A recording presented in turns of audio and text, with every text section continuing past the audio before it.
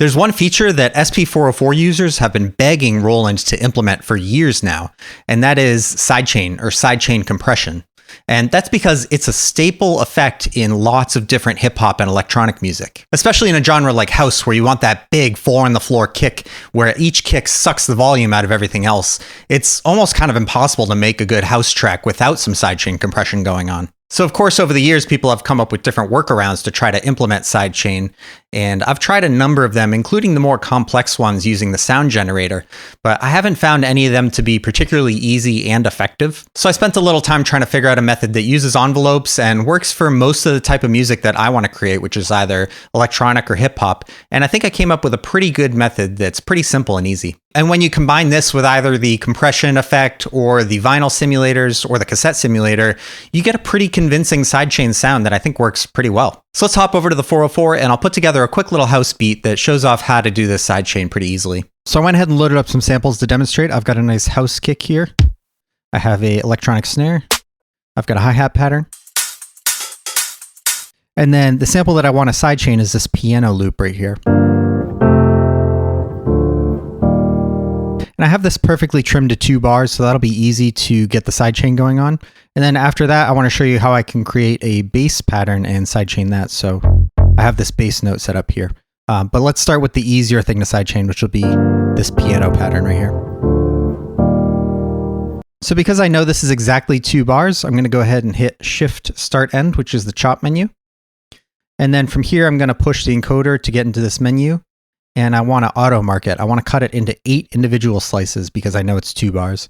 So I have the time division mode pulled up here, and I'm going to just set it to 8. And that'll make some new marks. So then let's hear what those sound like. Those sound pretty much right to me. I'm going to make sure I have 0 cross on, and that'll just make sure it's a little less hiccupy in between the samples, though it won't matter after we do the sidechaining anyways. But from there, let's go ahead and assign them to pad. So I'll hit the encoder, and then I'll go to assign to pad. And now I want to go ahead and put these on a new bank because I want to do some envelope work on them. So I'll go over to a different bank, and I'll go ahead and assign them to them. I'll hit enter to assign them. And now from here, what I want to do is adjust the envelope on all of them. So I'm going to go into shift pitch speed up here, which is the envelope. And when I'm adjusting the envelope, I want to do the same envelope on all 8 of them. So to do that, I'll hold remain, and you'll see it says to bank, and that means any of these changes that I make now will go onto all of the samples on this bank. So I want just a little bit of release, just to make it a little smoother, but importantly, I want a good amount of attack. And I'll adjust this later, but I probably want something like that. So let's go ahead and leave that there. And the other thing I want to do is turn off gate for all these, so I'll hit Shift Gate to turn off gate for the entire bank, and now we can hear what they sound like. And that sounds pretty good. You can already hear that sidechain effect where as soon as I hit the pad, it sounds like the volume is sucked out. Let's go ahead and put these on a pattern with the kick and hear what they sound like. So let's go over to the pattern select menu, and we're going to record onto a pattern. I already have it set to 120 and 2 bars, and I have full quantization set. So let's go ahead and record the kick and the new samples.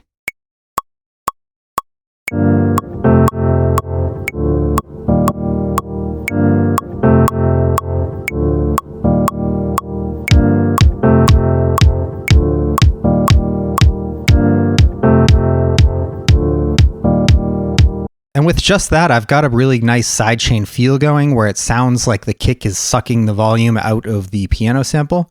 The only thing I want to do now is I want to bounce those piano samples down into one longer sample so that I can just clear out my pads and have less stuff that I need to work with. So to do that, I'm going to go to copy, and I want to copy this pattern over. And from here, I'm going to hit remain to choose which samples to copy. So I'll hit remain, and then I'll go and grab the individual piano samples. Then I'll hit remain again to get out of that. And then from here, I want to copy this pattern over into a sample instead of a pattern. So I'll just hit the pattern select button again. And now you can see I'm copying a pattern to a sample. So I'll go ahead and put it right next to the original piano sample that I had, and then I'll hit copy. And that'll take a second, but that'll give me a full loop of those individual sidechain compressed piano samples. So let's hear what that sounds like. That's that feel that we're looking for, that sidechain compression. Let's compare it to the original. That's a huge difference. This is like really what makes up a feel like this house type of beat, where that sidechain compression is a huge part of the sound and is mandatory essentially to get that house sound. So now I'm going to do the same thing again, except this time I'm going to do it with this bass sound, which means I need to create a loop of this bass sound that works well with this progression and then apply that sidechain pattern to it. So let's go ahead and record in a bass pattern. So I'll go back into pattern select and I'll hit record and select that same pattern and then hit record again. And then from here, what I'm going to do is I'll just hit record to get into rehearsal mode. So now I can go ahead and just practice and figure out what I want to get my bass pattern to be. And then from here, I'll hit Shift 4 to get into chromatic mode. And now I can actually play the bass notes on different notes.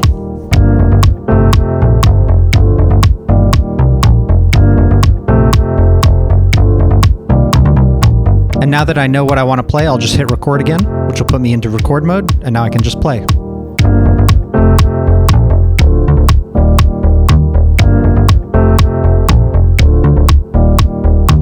Cool, that sounds pretty good to me. Let's go ahead and take that bass pattern and let's bounce it down into its own sample so we can apply that sidechain compression to it. So just like last time, let's go ahead and hit copy and we'll hit our pattern. And then again, we hit remain to get into the sample selection, and then we'll select the bass. And then from there, we'll hit remain to get out of that. And then we'll go ahead and hit pattern select so we can copy the pattern to a sample. And I'll just put it right next to where I had my original bass note and then hit copy. And that'll take a second, but that will make our bass pattern a sample.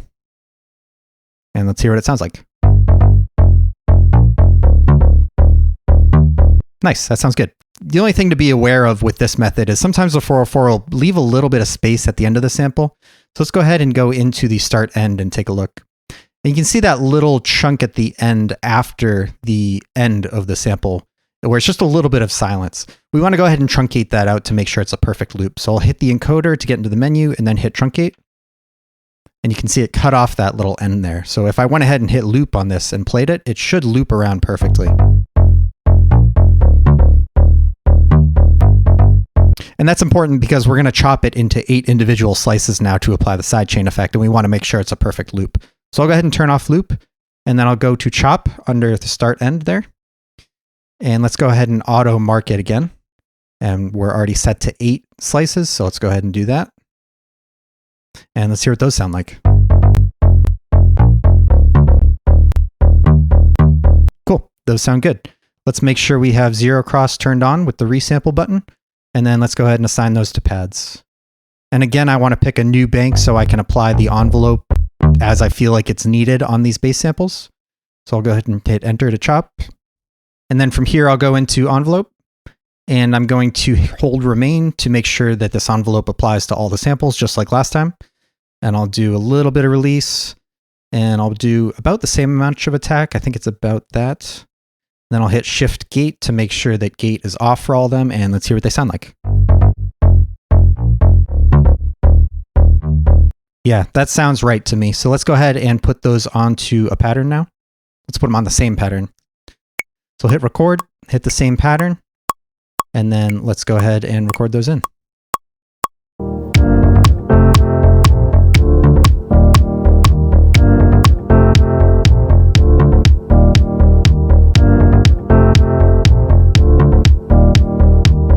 Nice, that sounds really good. Let's go ahead and again bounce that bass pattern down into its own sample.